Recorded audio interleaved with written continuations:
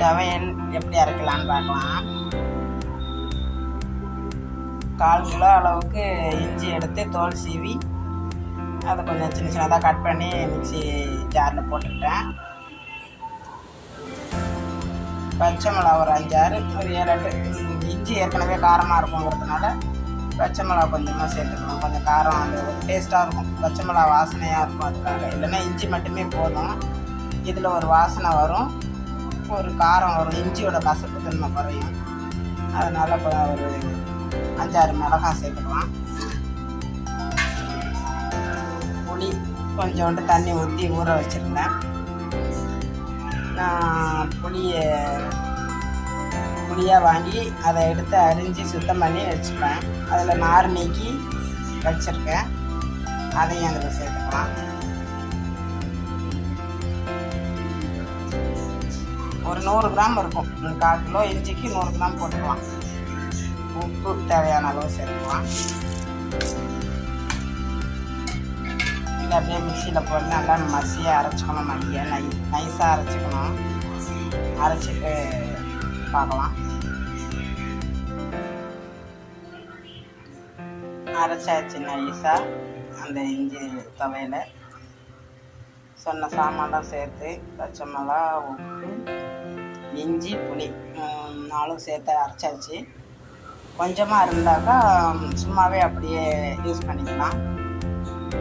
சாதத்துக்கு தொட்டுக்கிட்டால் நல்லாயிருக்கும், துவையல் மாதிரி. தோசை இட்லிக்கு சாப்பிட்லாம், சப்பாத்திக்கெலாம் கொஞ்சம் காரமாக இருக்கும். ரசம் சாதம், தயிர் சாதத்துக்கு நல்லா இருக்கும். தாளிக்கணும்னா தாளிச்சிக்கலாம். கொஞ்சம் தாளிச்சிட்டு கொஞ்சம் சும்மாவே வச்சுக்க போகிறேன். நான் எண்ணெயை சேர்த்துக்கலாம்.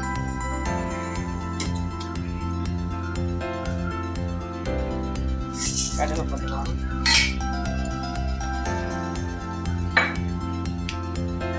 கொஞ்சம் பெருங்காயத்தூள் போட்டுக்கலாம்.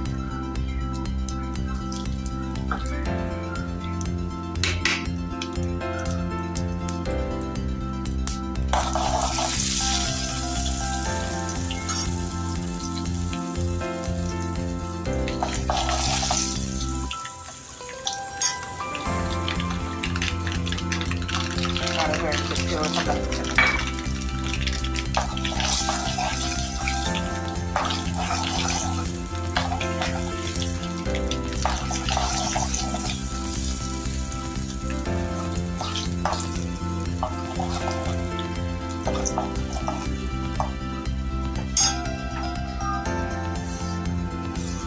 கொஞ்சம் துவையல் மட்டும் சேர்த்துக்கலாம்.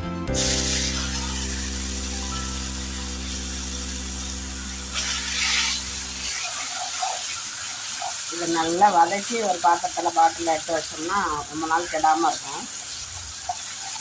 இந்த எண்ணெயும் அந்த இஞ்சி துவையலும் சேர்ந்து அப்படியே தண்ணி சுண்டுற அளவுக்கு நல்லா பெரட்டி வதக்கி எடுத்துட்டோம்னா ரொம்ப நாள் வரைக்கும் கெடாமல் இருக்கும்.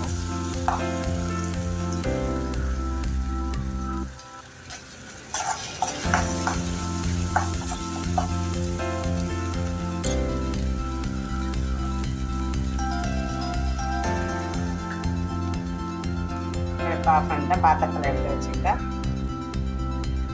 துவையலாகவும் நினச்சிக்கலாம், தொக்கு மாதிரி வச்சுக்கலாம். காரம் வேணுங்கிற சாப்பாட்டுக்கெல்லாம் சாப்பிட்டுக்கலாம், தொட்டுக்கலாம்.